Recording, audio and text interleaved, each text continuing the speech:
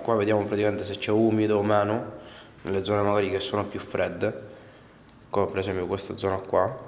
Più è umido, più potrebbe esserci un distacco. Tecnici al lavoro per esaminare lo stato di sicurezza dei soffitti. Sarebbe stato causato dal contatto costante con l'umidità il crollo del soffitto delle piscine comunali di Castelfranco. Calcinacci di intonaco a terra nell'area delle docce dello spogliatoio femminile. Il crollo, avvenuto fortunatamente di notte, non ha causato feriti, ma poteva trasformarsi in tragedia dal momento che la piscina era aperta anche domenica. È uno dei drammi che coinvolgono le pubbliche amministrazioni. Ricordo esserci stati degli eventi simili purtroppo in Italia che hanno creato anche dei feriti piuttosto che delle vittime. Il tema è sempre quello, c'è la possibilità, laddove ti diano le risorse, di attivare delle misure di prevenzione. Questi eventi accadono senza segnali preliminari. Ricordo aver avuto un crollo in municipio. Gli eventi che si verificano specialmente dove ci sono immobili un po' datati. Costruita nel 69, la manutenzione del complesso è da tempo al centro del dibattito interno al comune. Attacca l'opposizione. Non ha mai speso un centesimo per la manutenzione straordinaria degli impianti sportivi.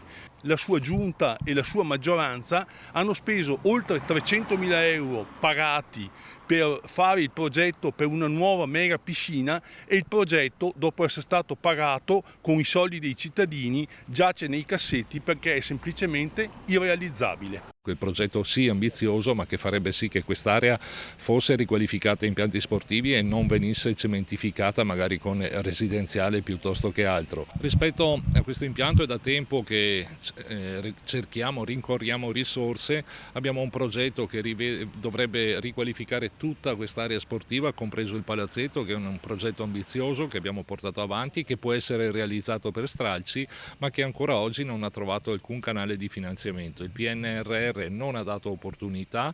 Intanto l'amministrazione, con una variazione di bilancio, ha stanziato 50.000 euro per la manutenzione. Non abbastanza, potevano essere stanziati prima, il commento dell'opposizione.